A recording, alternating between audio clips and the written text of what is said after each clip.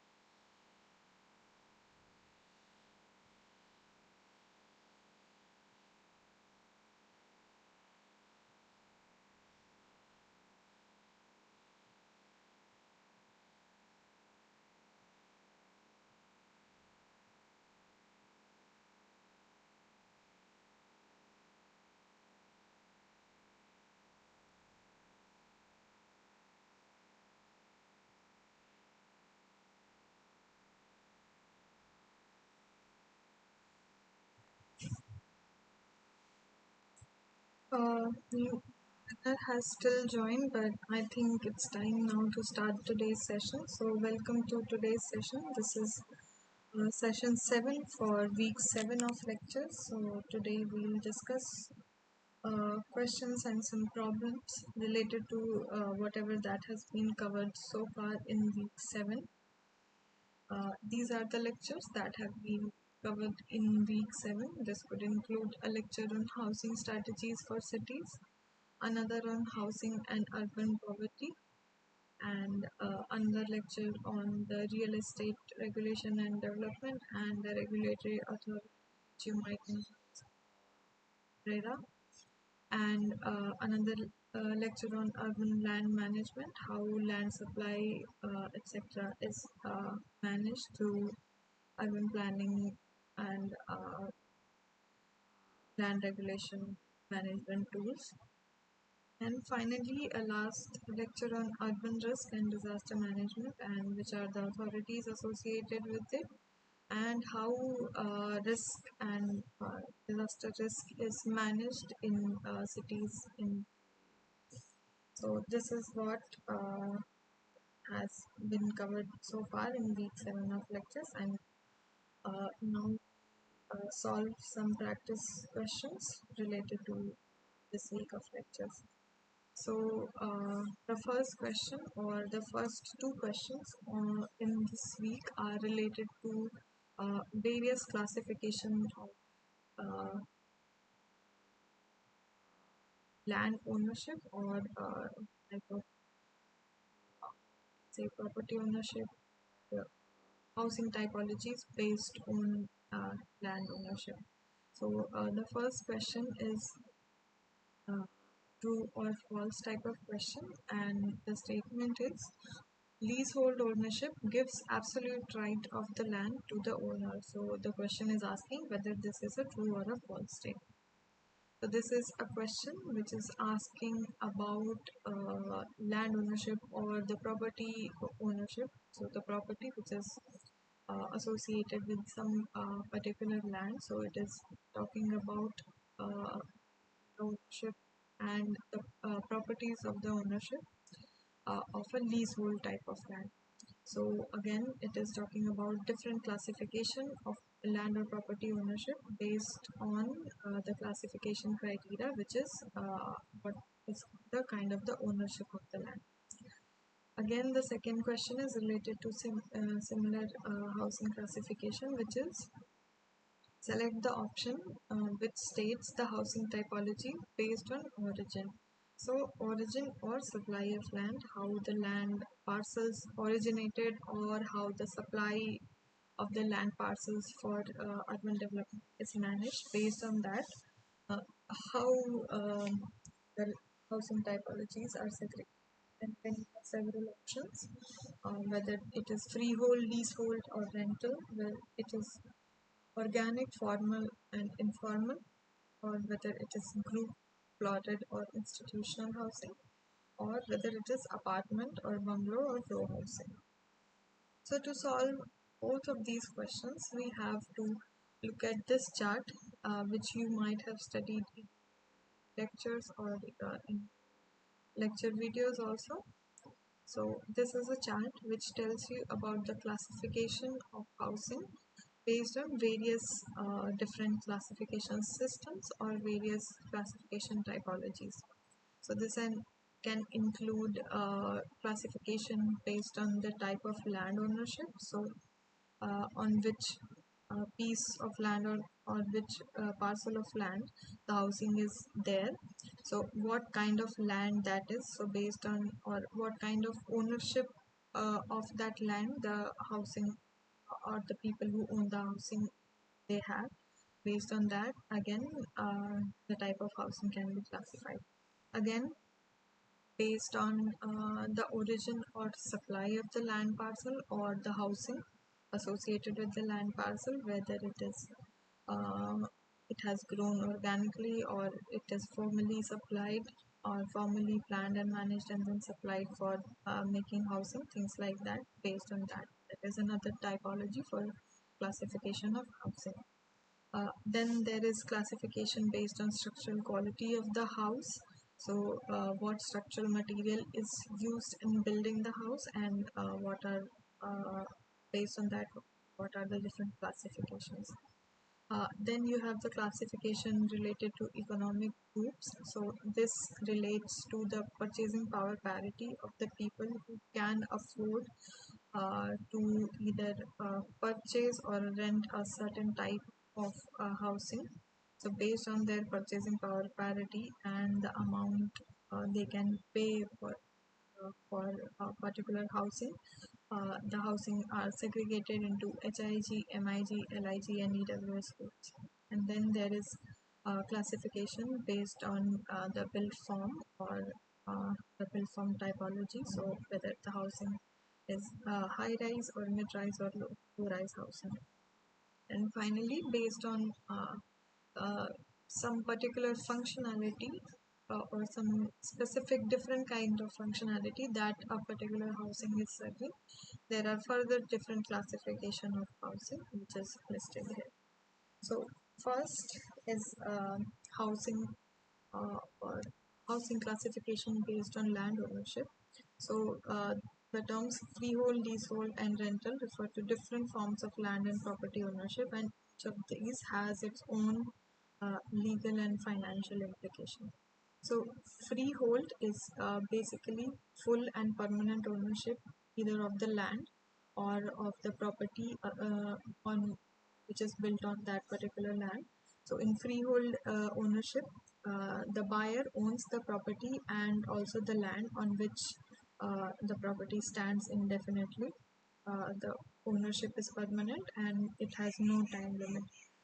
Also, in this case, the owner has full control over the property and can make any changes within the legal limits that they want. They can sell the property to another buyer, or even they can transfer it, or it even gets inherited uh, uh, through the generations according to the inheritance rules. The cost of this kind of property ownership or land ownership is generally higher as it includes both the price of the land and the property that the land is built on. Second type in this is the leasehold ownership. So this is a temporary kind of ownership which has certain restrictions which are based on the terms of the lease. So in leasehold ownership, the owner can own the property but not the land on which the property is situated on. The land is leased by the property owner from a freeholder or a landowner for a specific period, and the duration of the ownership is for a limited term, after which the property then reverts back to the freeholder unless the lease is extended. So in this case, the leaseholder can use the property, but they must comply to the lease terms, which often involve paying rent or service charges according to the lease terms. These are typically cheaper than freehold land ownership or freehold property ownership, but the leaseholder again they may have to pay certain ongoing fees associated with the lease. So, an example of this you might have seen, which is owning an apartment in the building, where the apartment or the building is owned by the residents or the purchasers, but the land is not owned by the people and is owned by either the developer or another entity who is leasing out the land to the people who are residing in the apartments. Last is the rental typology. So in this, uh, the housing which is supplied, it is for temporary usage, and the people who are renting out, they neither have the ownership of the land on which the property is there, nor they have the ownership of the property. They are just using it temporarily, typically for the shorter period. So in this kind of ownership, the tenant does not own the property or the land, and they pay rent to the owner or the landlord for the right to use the property for a specific period of time. Its duration is typically short term and based on again a lease or a rental agreement, which can be either month to month or even uh, leases or rents. The tenants have rights, but they are very limited and often none in case of modifying the property and uh,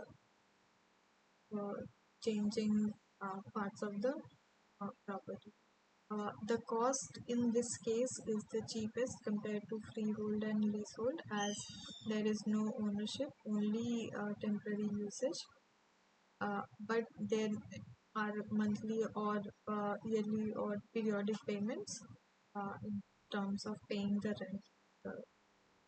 The example of this can be renting a house or an apartment where you live temporarily without owning the apartment. So basically, these are the different typologies based on uh, land or property ownership of the housing. So, in India, the leasehold system is not very common, but in China, which is a communist country, the leasehold uh, property system is more common. So, this is table which tells you that typically for what amount of time or what period of time the leases generally are given to people who are getting land on lease to develop their property. So you can see the lease hold period for residential purposes is usually 70 years. For industrial purpose, it is 50 years. For educational, scientific, technology, it is in 50 years. For commercial purposes, tourism or recreational purposes, the leasehold is for 40 years, and for combined usage or other purposes, again the leasehold is for 50 years. So based on the general timeline of what the things are being used for, or typically how long certain functions last, again the leasehold time period is decided in such kinds of situation. So I hope this is clear. Moving on to the next classification typology, which is origin or supply of the land. So how the land parcels or the land housing associated with the land originated, or if in case it was supplied or managed in what. So first is organic housing. So in this case, the housing or the land parcel distribution or housing which is developed on these land parcels, they are developed or are made based on use and need of the residents, and they emerge out of necessity, and thus they are not very well planned as they are built incrementally and lack significant vision for expansion over time, or the amount of infrastructure or services that would be needed. So they develop organically, and thus many a times they are not very well planned or might even lack sufficient services or infrastructure that is needed for proper functioning of all the housing units. So this is organic housing, and it can be formal, it can be informal. So uh, the level of infrastructure or services can then be brought up to meet the service level benchmarks, or can be brought up to meet the code, or they can even uh, be developed further as the housing develops. But basically, how the housing originated is organic in nature. So it was developed not through planning, but based on the needs of the people or the residents who are there. So that is what organic housing is. Then there is formal and informal housing. So in formal housing, the land parcels which are allocated uh, for developing housing, those land parcels are only developed for the housing, and there is appropriate provisioning for infrastructure and services, and even uh, the parcels are divided and distributed for development of housing in the same Then there is informal housing. So informal housing is something which is, first of all, it is organic, but then it is usually developed on a piece of land or land parcel which is either untenable, or it is maybe decided, or it is earmarked to be used for a different kind of land use, but due to need or due to necessities of marginalized or underprivileged population, they are having to use that piece of land and having to organically develop in a not so appropriate manner, and they are using it as a residential land while lacking essential infrastructure and essential services which can make the area tenable. But again, either the land is not suitable, or maybe it is earmarked for something, or the people often don't have the ownership of the land, and informally they develop the land, sometimes for short-term stays, and sometimes these even develop in larger slum-like areas, and uh, then they become large informal residential areas like slums, as we discussed. So these are some classification of housing based on origin or supply of the land source. Then there is classification of housing uh, based on the structural quality of the house or the quality of the materials that have been used for the construction of. So first, a kacha house. So in the kacha house, the materials that are used are temporary and less durable material, like mud or thatch or bamboo, sometimes clay, grass, and leaves also. So their durability is temporary and it is susceptible to weather conditions, and often this is used in more rural areas or by the communities which have limited resources, because this type of construction is low cost as compared to pakka or semi-pakka house. So these houses are not designed to last for a long time and also require frequent repairs. Then there are pakka houses. So they are made of more permanent and durable material like brick, stone, cement, steel, concrete, etc. And their durability is longer. They are strong and long lasting, and can even withstand weather and environmental challenges. Because of the better or longer lasting or more durable material, the cost of these houses is higher due to uh, the quality of material, and they are, because of this, they are resistant to uh, uh, external elements and other things like fire, water, and wear and tear, making them more secure.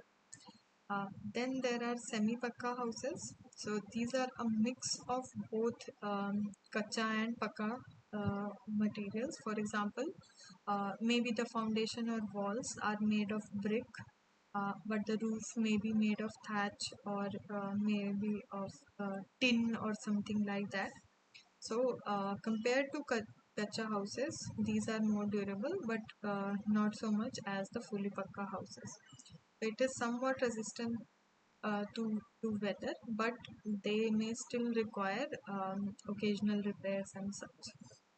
So these are mid-range, as they use some high quality material and then some low quality and less durable material, and they provide a balance of cost and durability often seen in areas transitioning from rural to urban development. So I think this is clear as well. Then there is classification based on uh, the type of economic group uh, who have the enough purchasing power parity of purchasing certain kind of housing. So you can see here, this is the details of a housing scheme in which they have divided based on these categories. One is for HIG, one is for MIG, one is for LIG and EWS. HIG is for high income groups, then middle income groups, lower income groups, and then for economically weaker section. And you can see uh, the plot area or the plinth area is lower, is in the case of lower income group, and it is greater plot area in compared to people who have higher income or higher purchasing power parity. And even the per unit sale price of each of these units is higher in case of people who have higher purchasing power parity, and lower in case of people whose purchasing power parity is lower. So based on economic groups, again, the housing can be divided, and this then also dictates the plot area or the plinth area of the housing, even the super built up area of the housing, and also the per unit cost of the housing. Then there is classification of housing based on the built form of the housing. So there can low-rise housing, which have limited number of floors. It doesn't have a large number of floors.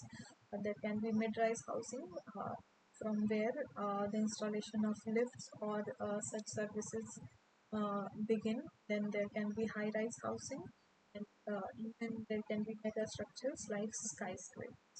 So these are some classification of housing based on the built form typology of the housing.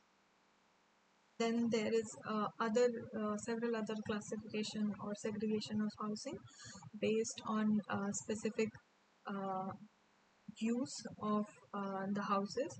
So first is transit housing. So transit housing refers to temporary accommodation provided to individuals or to families who are in the process of moving from one type of housing to another, or maybe during periods of displacement due to some circumstances such as disasters or things like that.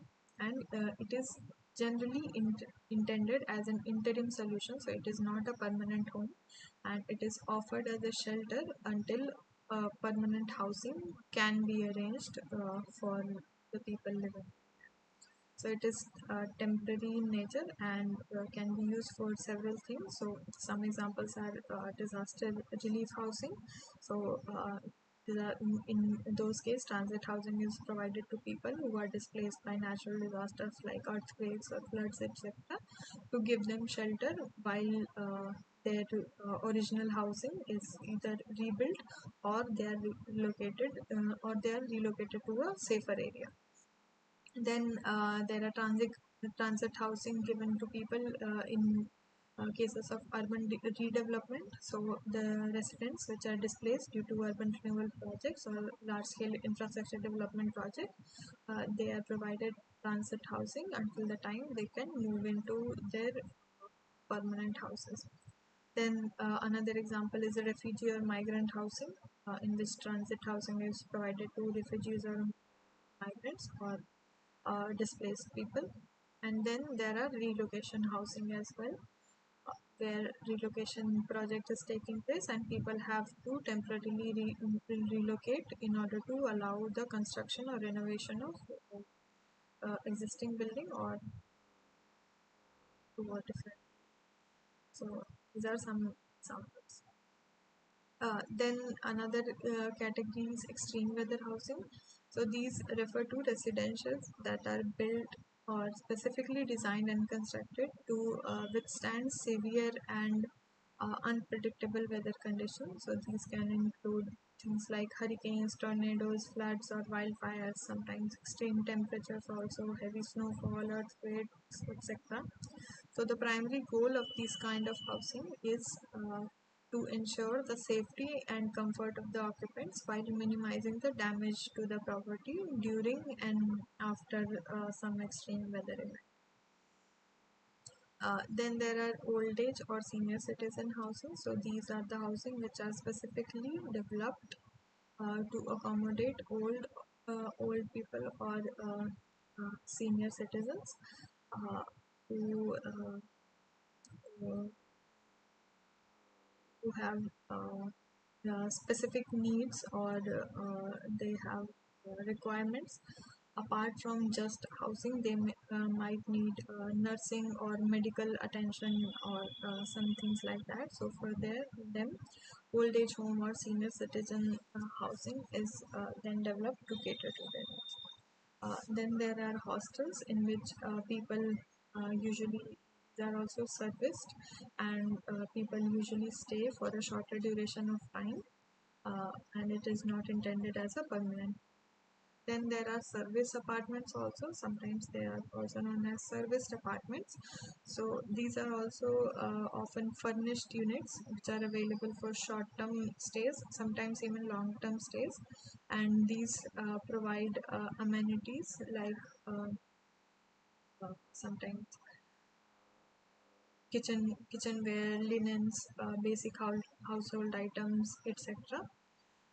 And business travelers or expatriates and tourists seek such service apartments for cost-effective alternative to hotels. So these are again some types of housing based on different functionality that the housing is serving. So I hope this is quite clear. Based on these classification, I think it is quite easy solve these two questions. The first question is asking about the classification based on housing or land ownership, and then second is asking about the classification based on origin, the housing. So I hope that is clear. Moving on to the next question, which is what are the two main types of planning intervention for informal housing? And we have several options. First is improvement and upgradation, financing and ownership, environmental and physical, and law enforcement and regulation. So basically, there are two approaches of interventions in case of informal housing. First is prevention, and the second is cure. So uh, basically, prevention in the prevention approach, the focus is on addressing the root cause of informal housing and trying to prevent informal housing to even emerge, uh, and it involves forward-looking policies and plans to create affordable housing and adequate accessible option for all segment of society, so that the informal housing doesn't even emerge in first place. So these includes things like creating the increasing the housing stock or creating affordable housing options. Second is land use planning. So creating proactive urban planning measures like earmarking uh, earmarking land for people with low purchasing power parity, for building LIG and EWS housing for them, or earmarking uh, land for building services and infrastructure uh, that can prevent informal settlements from happening, things like that. And also regularizing land tenure, so providing secure land tenure to resident in urban areas, which can then reduce the incentive to occupy informal land and create informal housing in those areas. So these things, and then even economic empowerment. So things like livelihood support and provision of credit and microfinance to people so that they can build their houses. So these things are prevention measures which can help and totally avoid the situation of informal houses emerging, and then we don't have to deal with the problem. The second approach is the cure approach. So in this approach, or this approach is used to deal with informal housing in the case that informal housing is already emerged, it is already there, and we need to now think of solutions in order to deal with the informal housing situation and in order to provide better settlements for the residents who are residing in those informal housing. So there are four options in this type of approach.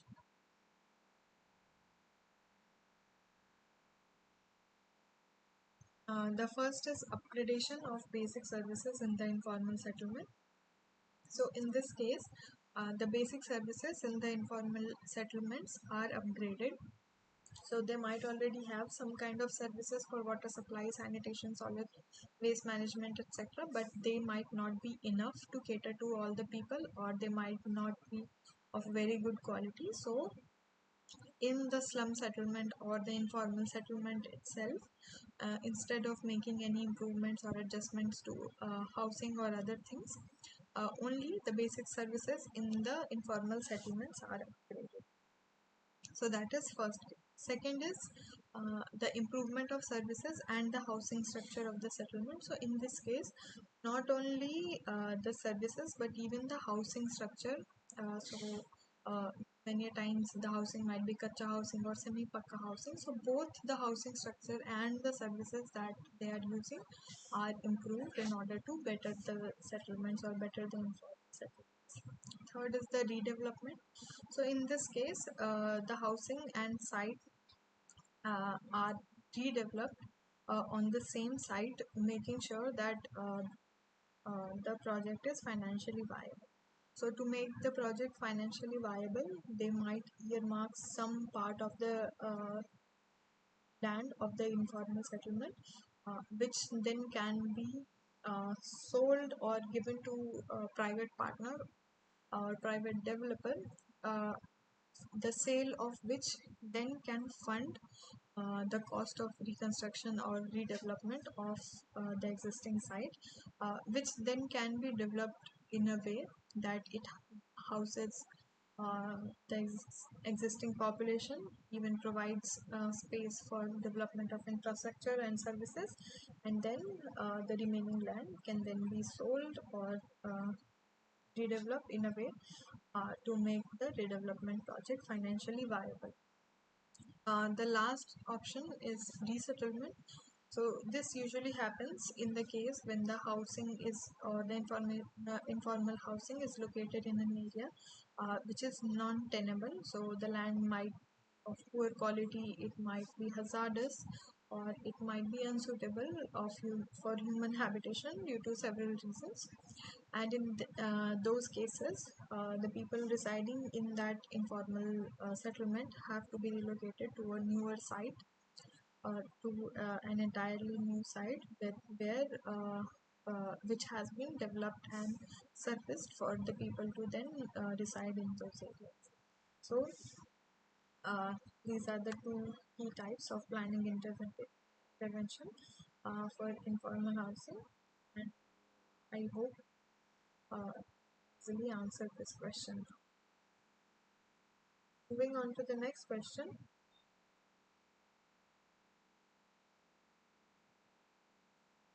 So this question is asking that under the Disaster Management Act of 2005, NIDM has been assigned nodal responsibilities for research and training in the field of disaster management.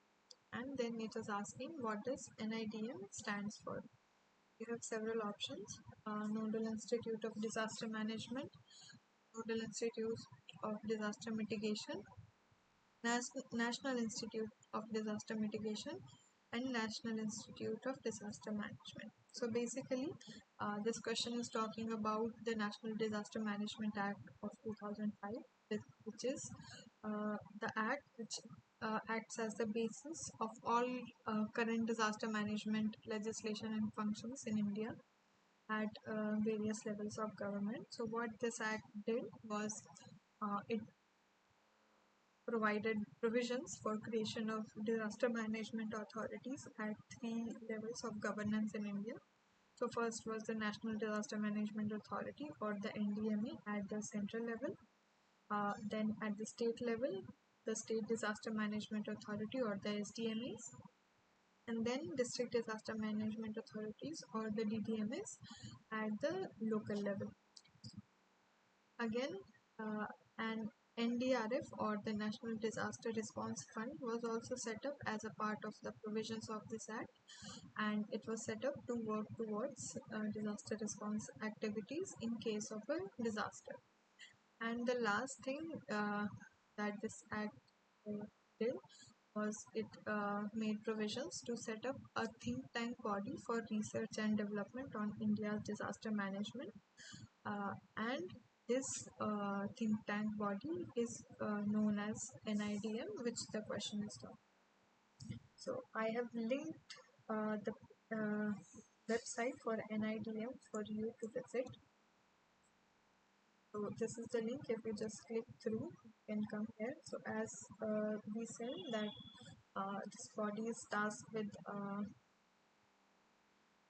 research and development, and thus they provide a lot of training material as well. So if you want to further learn about any disaster related information or knowledge, you can access their calendar as well, and then you can see what learning programs they have available.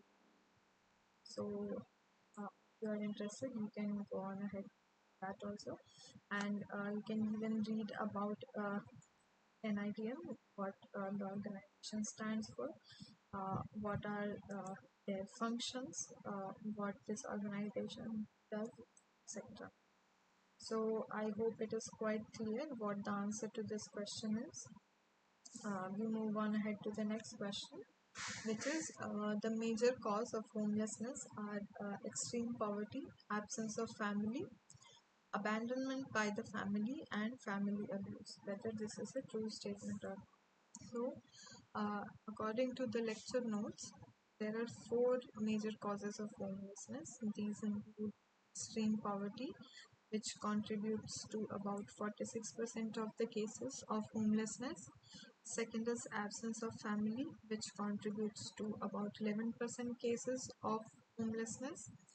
And then there is abandonment by the family, which contributes to 10% of the cases of homelessness. And finally, is people moving out or leaving their homes and becoming due to some kind of family abuse, and that is about 6% of the cases of homelessness. So this is what is given in your lecture notes as the reasons to why or as the cause of homelessness in major cases. But there can be several other reasons for homelessness. For example, unemployment is another major cause of homelessness. Another major cause of homelessness in India, and the NSSO report found that about 5% of the households were headed by someone unemployed in case where they are. Then displacement due to natural disasters is again another common cause of homelessness in India. Thousands of people are displaced annually by floods, droughts, and other disasters, which renders them homeless. Then another thing which you need to consider and understand, that although these are individual cases and there can be people who suffer from homelessness because of these individual cases, but often there is no single identifiable cause of homelessness. Multiple factors like migration, lack of employment opportunity, poverty, failure of housing supply system, sometimes violence, sometimes erosion of family support, political, ethnic, and social turmoil, natural calamity, physical disability, mental illness, and several other things, they compound together to cause a person to be. Sometimes even social constraint like rigid caste hierarchies and religious discrimination also pushes people out of their homes, and this is known as distress migration. So I hope it is quite clear that homelessness is a complex phenomena, but according to your lecture notes, you can focus on these key issues, which are the major causes of homelessness. So I hope this is quite clear. Moving on to the next question.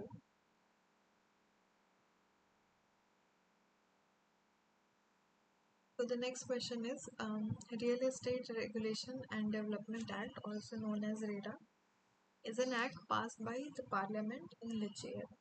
So basically, the RERA Act it provided provisions and mandates for the real estate regulation and development, and it created a regulatory authority, or it made the provisions for creation of a regulatory authority at the state level, and it mandated for all the real estate development projects to be registered with the regulatory authority to make them legitimate, and it then assigned duties of the promoters and duties of the allottees who are part of that real estate project. It also made provision to set up an appellate tribunal which can deal with any disputes or uh, what to say differences that can occur during the development and allotment of any kind of real estate project, and allotment of those projects to the allottees. So in those situations, or for those situations, the appellate tribunal is to be set up to cater to the problems or disputes of the promoters or the allottees. Then they made provisions for general penalties and offences in case of any kind of, you can say, misdemeanor or any other breaking of rules and regulation in case of uh, development of the real estate project. And they also created provisions for setting up finance and accounts so that what how the project is being financed and how the project is being developed. This is more transparent for the allottees or the people who are buying the uh, property from the promoter. So, if you further want to read the act and if you want to confirm in which year the act was passed, I have linked the act document here. You just click on through to this link, it will take you to the document. So you can see it. This is the RERA Act. This is the definition of all the terms associated with this act.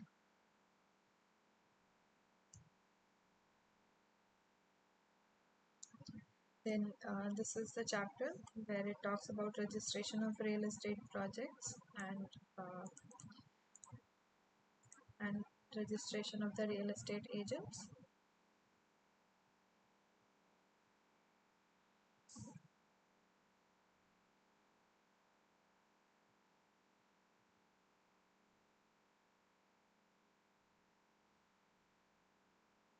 Then you can see it talks about the functions and duties of the promoter.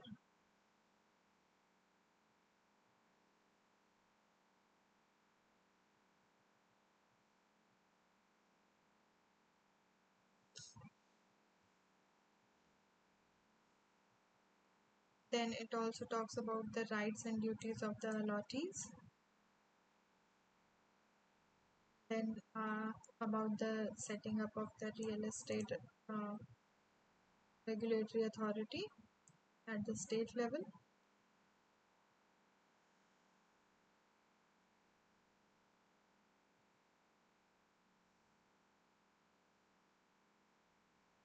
And then of the Central Advisory Council at the central government, and then setting up of the Real Estate Appellate Tribunal,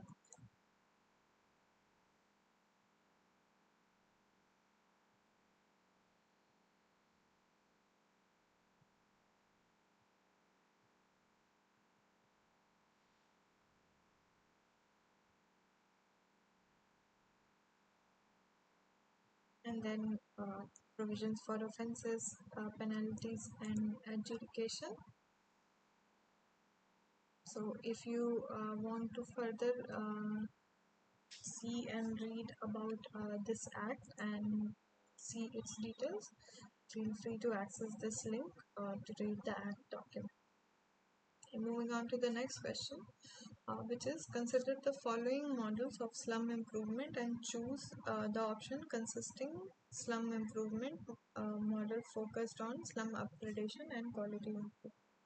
So basically, there are three key types or three key models of slum improvement. One is offsite model, in which the existing slum resettlement is replaced and a different settlement is constructed in a distant place. Then you have the near site model, in which the existing slum settlement is replaced, but not on a distant place, but in a nearby or surrounding area only. And then finally you have on-site model, in which it is not replaced and it's not moved to a distant area, but it is replaced or reconstructed in the existing slum settlement only. So the first two are types of resettlement projects, and the last one, which is the on-site model, it is a different kind of project in which the people are not resettled, but the slum or the informal settlement is developed in situ. So this includes things like improvement or upgradation or redevelopment. So the offsite models, they replace the existing slum settlement in a distant place. Usually these are low-rise colonies, and sites and services both are provided in these cases. In near site models, the existing informal settlement is replaced in a nearby place or a surrounding area. In this case, a nearby vacant land is acquired with low compensation, and a more number of tenements are constructed in that area. And often this is a continuous process of moving some people to the nearby land and then constructing that part of area, and then moving and constructing further as a continuous process. Then last is the on-site model, in which the existing slum settlement is improved and upgraded in the same place only. So I hope this is again quite clear.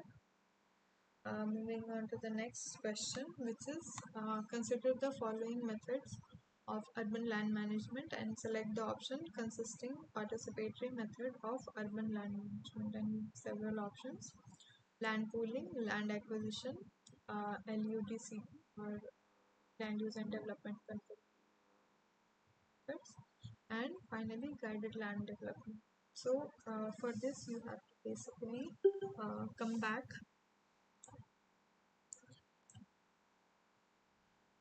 You have to basically come to this land supply management flowchart, which you have seen.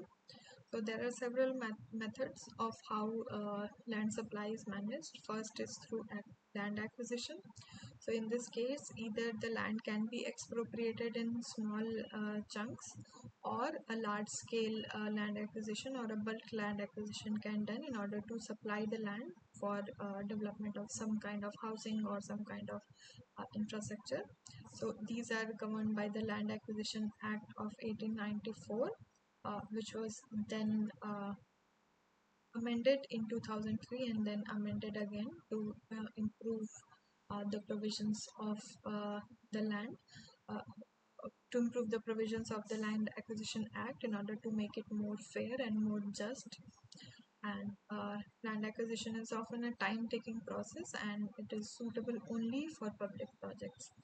Then there is LUDCP or Land Use and Development Control Provisions. In this, there are things like incentive zoning or master planning or provisioning of development control tools, which can then guide and make land available for construction or development of certain kind of infrastructure. There are also transferable development rights or TDR, as we discussed earlier also, which can give development rights and take away development rights from certain areas, and then essentially can make it suitable for some area to be developed and another area not to be developed. And essentially these tools can be used to supply land for development of certain kinds of infrastructure. Then there is land assembly. So in this method, uh, you can either do plot reconstruction or land pooling and land readjustment. So this is used mostly in the cases where land has developed or grown organically, or it has grown in an organic nature, uh, uh, which has rendered the settlement in a way that there is not enough or appropriate infrastructure or services in place, and because of that the land needs to be reconstructed or the plots need to be reconstructed and the land needs to be readjusted so that essential service provisioning or infrastructure provisioning can be done. So in these cases, town planning schemes are created for plot reconstruction and land pooling arrangements in order to make uh, land available for construction of essential infrastructure and services. Then there are partnership models. So this includes things like guided land development and joint land development. In this case, expertise of a private player is used to develop the land, and in order to make these financially viable, again, the development of land and the incentivization or financing of these kinds of development is left to the expertise of the private player. So these are the land supply management uh, methods, and the way the acquisition takes place, whether they are participatory or not, the time it takes place to supply land using these methods, the transparency and satisfaction, and the manpower needed in all these cases varies. So, in the case of land acquisition, yes, the acquisition is compulsory, but there is no participation. It is done by the public body, and it often takes a long time. Often, there is these are not very transparent, and thus the satisfaction of the people who are involved in this process is very less.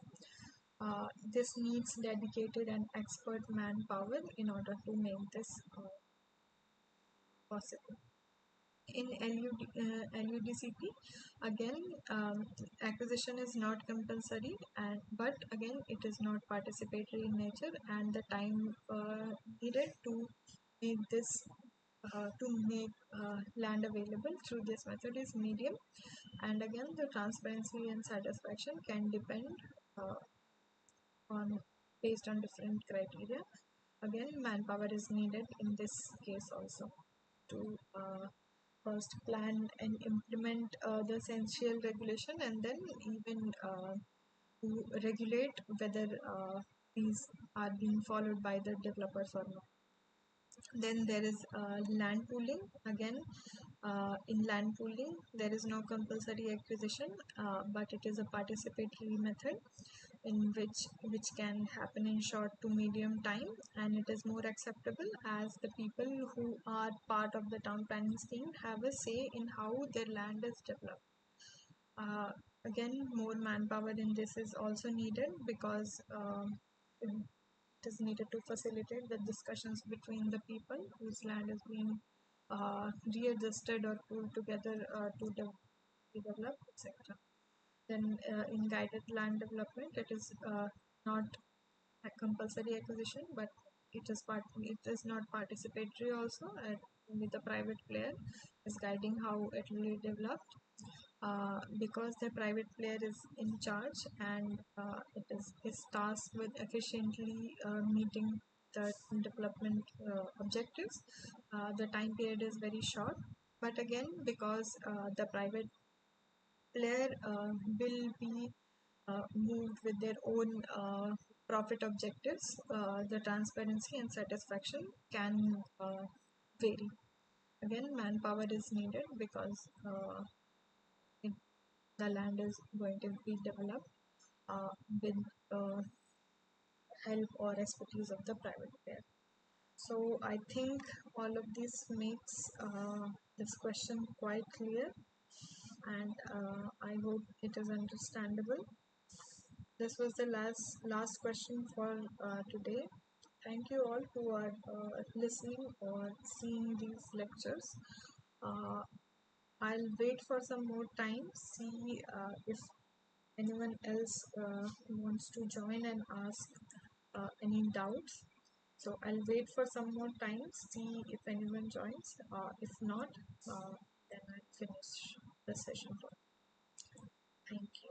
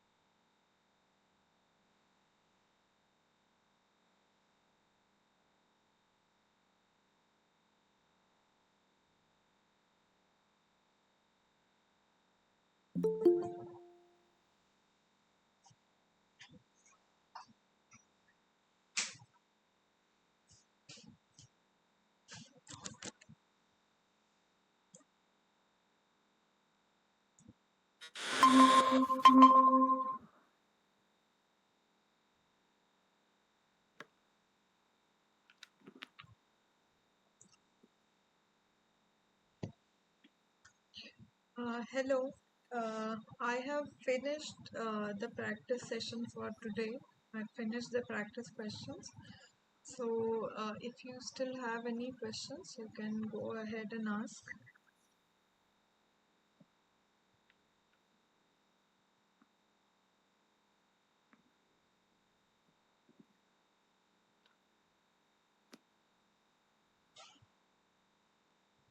I see Azizur Rahim, you have just joined the session. So, if you have any doubts, please ask.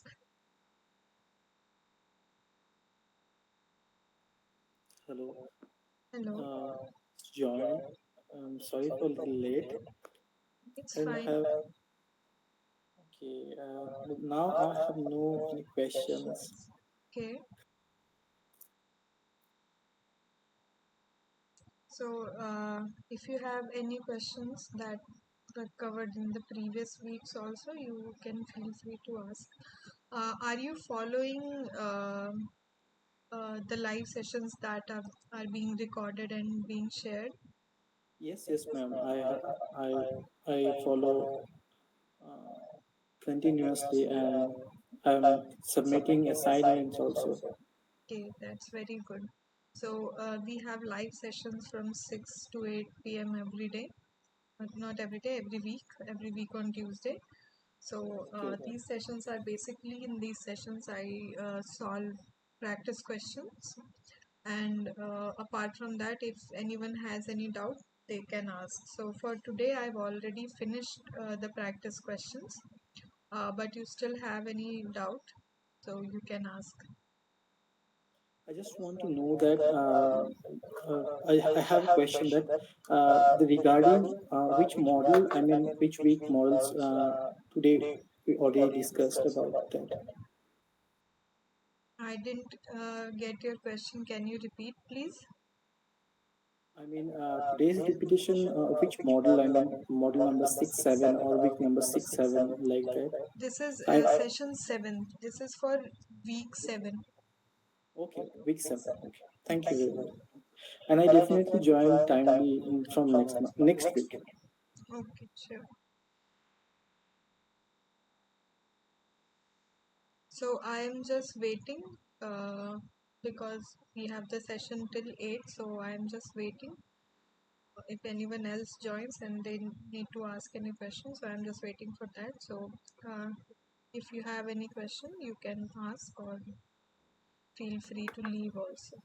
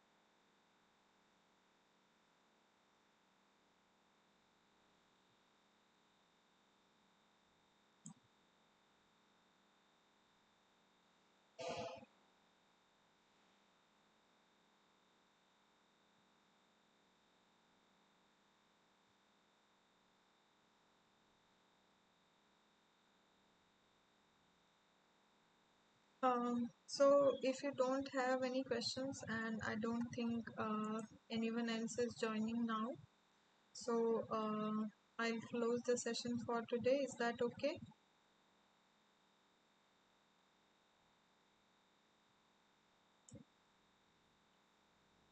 Yeah, thank you, ma'am. Thank you Okay. for discussion. Thank you to you also. Thank you for attending. And I'll see you again next Tuesday, 6 p.m. to 8 Sure, I will join timely. p.m. Thank you very much, ma'am. Have a good evening.